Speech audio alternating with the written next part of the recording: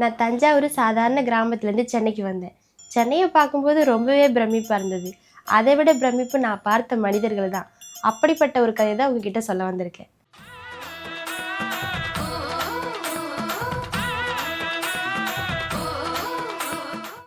அன்னைக்கு ஞாயிற்றுக்கிழமை வீட்டு வேலையெல்லாம் முடிச்சுட்டு துணியெல்லாம் ஊற வச்சுட்டு கொஞ்ச நேரம் ஃபோன் பார்க்கலான்னு உட்காந்தேன்.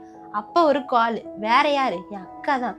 எப்போ கால் பண்ணாலும் ஏதாவது ஒரு வேலையோட தான் கால் பண்ணுவா. அக்கா மேலே பாசெல்லாம் இருக்கு. ஆனால் ஞாயிற்றுக்கிழமை கொஞ்சம் ரெஸ்ட் வேணும்ல.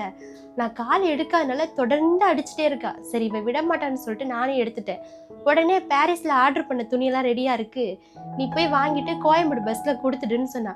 நான் சொன்னேன், அக்கா என்னாலாம் போக முடியாது, துணியெல்லாம் ஊற வச்சுட்டேன் அப்படின்னு சொல்கிறேன். இல்லை நாளைக்கு டெலிவரி, நீ இன்னைக்கு போனாதான் சரியா இருக்கும், நீ போயே தான் ஆகணும்னு பிடிவாதம் பிடிக்கிறா. நான் சொல்கிறேன், அக்கா ஸ்கூட்டியை மெக்கானிக் கடையில் விட்டுருக்கேன், நாளைக்கு ஆஃபீஸ் முடிஞ்சது வாங்கி அனுப்புறக்கா அப்படின்னு சொல்கிறேன். இல்லை நீ போயே ஆகணும்னு ஒத்த காலில் நிற்கிறா. சரி நான் போகிறேன்னு சொன்னதுக்கு அப்புறம் தான் ஃபோனே வச்சா. அப்படிப்பட்ட அக்கா. ரூம்மேட்னு ஒருத்தி இருக்கா. அவ பாடு, நான் என் பாடு. வேலைக்கு போகிறது, வீட்டுக்கு வர்றது, தூங்குறது, எந்திரிக்கிறது எல்லாமே தனித்தனி. அவளை கூப்பிட்டா வருவா, ஆனால் டபுள் செலவாகிறதா மிச்சம். உம்முன்னு போயிட்டு உம்முன்னு வரத்துக்கு எதுக்கு இன்னொருத்தி?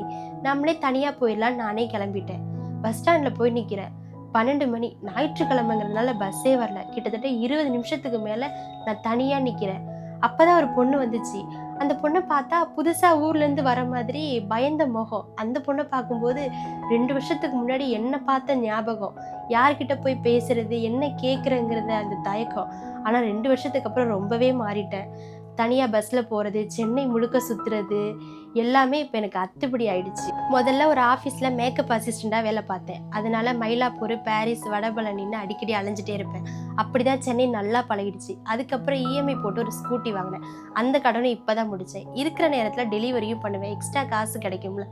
இப்போது ரியல் எஸ்டேட் லைனில் இருக்கேன். முடிஞ்சால் கிளைண்ட்டை நேரில் போய் மீட் பண்ணுவேன். அப்படி இல்லைன்னா பெரும்பாலான வேலையை ஃபோன்லேயே முடிச்சிருவேன். சென்னையில் வாழ்கிறதுக்கும் தனியாக எல்லா வேலையும் சமாளிக்கிறதுக்கும் பழகிட்டேன். ஆனால் ஒரு நாள் முழுக்க வேலை பார்த்துட்டு வீட்டுக்கு வந்தால் மனசை விட்டு பேச ஒரு ஆள் கூட இல்லாத கஷ்டமாக இருக்குது. 15 நிமிஷமாக நானும் அந்த பொண்ணு தனியாக நின்றுட்டு இருந்தேன் பஸ் ஸ்டாண்டில். கொஞ்சம் நேரம் கழிச்சு அந்த பொண்ணு பக்கத்தில் வந்து ஏதோ தயக்கமாக என்கிட்ட கேட்கணுன்னு வந்தா. கேட்கணுன்னா கேட்பான்னு சொல்லிட்டு நானும் ஃபோன் பார்த்துட்டு இருந்தேன். கொஞ்சம் நேரம் கழிச்சு பக்கத்தில் வந்து அக்கான்னு கூப்பிட்டா. நானும் திரும்பி என்னம்மான்னு கேட்டேன். மயிலாப்பூர் போகிற எந்த பஸ்ஸுக்கா? நான் எனக்கு உள்ளுக்குள்ளே ரொம்ப பெருமையாக இருந்துச்சு. உடனே சட்டுன்னு 11Gன்னு சொல்லிட்டேன். எனக்கு அப்புறம் 12G பஸ் வந்தோடனே நானும் பஸ் ஏறிட்டேன். பக்கத்தில் இருந்த ஒருத்தர் எல்ஐசிக்கு டிக்கெட் எடுத்தார். எனக்கு பதட்டமாகிடுச்சு. உடனே கண்டக்டர்கிட்ட பாரிஸ் போகிற பஸ்ஸு தானே அப்படின்னு கேட்டேன். இல்லைம்மா இது மயிலாப்பூர் வழியாக அண்ணா ஸ்கொயர் போகுது அப்படின்னாரு. அவ்வளோதான், எனக்கு அப்படியே வாரி தூக்கி போட்ட மாதிரி ஆயிடுச்சு. உடனே நான் சிவன் பார்க்கில் இறங்கிட்டேன். அப்போ தான் ஐயோ அந்த பொண்ணுக்கு தப்பாக சொல்லிட்டேன்னு மனசு சங்கடம் ஆயிடுச்சு. நான் இறங்கின கொஞ்ச நேரத்திலேயே 11G பஸ்ஸு வந்துச்சு. அதில் அந்த பொண்ணு இருப்பாளே, என்ன நினைப்பான்னு ஒரு தயக்கம் இருந்தாலும் வீட்டுக்கு சீக்கிரமாக வந்துடணும்னு மனசை தேர்த்திக்கிட்டே ஏறிட்டேன். அந்த பொண்ணு டிக்கெட் வாங்கிட்டு கண்டக்டர்கிட்ட மயிலாப்பூர் வந்தால் சொல்லுங்கன்னு சொன்னிச்சு. உடனே கண்டக்டர் இது பாரிஸ் போகிற பஸ்ஸம்மா அப்படின்னு சொன்னோன்னே அந்த பொண்ணுக்கு அழுக வந்துருச்சு. எனக்கு என்ன சொல்கிறதுனே தெரியலை.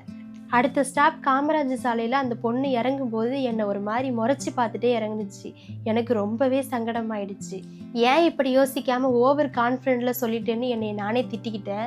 இனிமேல் அந்த பொண்ணை நான் பார்க்க போகிறதும் இல்லை, என்னையும் அந்த பொண்ணு பார்க்க போகிறதுன்னு கடந்து போக நினச்சேன். ஒரு வழியாக அக்கா சொன்ன கடைக்கு போயிட்டு ஆர்டர் பற்றின விஷயத்த சொன்னேன். அவங்க இப்போ தான் ரெடி பண்ண போகிறேன்னு சொன்னாங்க. எனக்கு செம்ம கடுப்பாயிடுச்சு. இதுக்கு தான் அக்கா இவ்வளோ அவசரப்படுத்தினாளா? காலையிலேருந்து போன்னு சொல்லிட்டு பல முறை ஃபோன் பண்ணி அக்காவை திட்டணும்னு தோணுச்சு. இருந்தாலும் ஃபோன் பண்ணலை.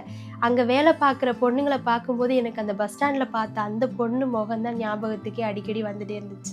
கிட்டத்தட்ட 1.5 மணி நேரமாக அங்கேயே சுற்றிட்டே இருந்தேன். 3 மணிக்கு மேலே தான் துணியையே எடுத்து கொடுத்தாங்க. அப்போ தான் பிரச்சனை. அவ்வளோ பெரிய மூட்டை. அந்த மூட்டையை பார்த்ததும் இதை எப்படி தூக்கிட்டு போகிறதுன்னு தெரியல. தலையிலையும் தூக்கிட்டு போக முடியாது, வேறு வழியும் இல்லை, தூக்கிட்டு போய் தான் ஆகணும். பசி வேற. ஒரு வழியாக வீட்டுக்கு போய் சேர்ந்தா போதுன்னு தோணுச்சு. அப்போ தான் பின்னாடி ஒரு குரல் கேட்டுச்சு, அக்கா இங்கே மேக்கப் கடைலாம் எங்கே இருக்குன்னு. நான் நேராக போயிட்டு லெஃப்ட் எடுத்தால் கடைமான்னு சொன்னேன். உடனே அந்த பொண்ணு தேங்க்ஸ்கான்னு சொன்னிச்சு. அப்போ தான் இந்த குரலை எங்கேயோ கேட்ட மாதிரின்னு உடனே சட்டுன்னு திரும்பி பார்த்தேன். அந்த 12G பொண்ணு என்னை ஒரு மாதிரி பார்த்துட்டே இருந்தா. எனக்கு என்ன ரியாக்ட் பண்ணுறதுனே தெரியல. உடனே அக்கா மயிலாப்பூரில் மேக்கப் செட்லாம் ரேட் அதிகம்னு சொல்கிறா. உடனே நாங்கள் 2 பேரும் சிரிச்சிட்டோம்.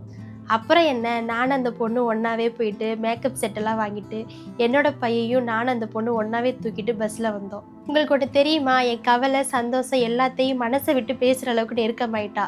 இப்போ ஷாப்பிங் போகிறது, படம் பார்க்க போகிறது, சுற்றுறது எல்லாத்துக்குமே அவள் தான் என் பார்ட்னர். என் பெஸ்ட் ஃப்ரெண்டு கூட அவள் தான். இப்போ என் ரூம்மேட்டும் அவள் தான். அவள் பேர் சாருபதி.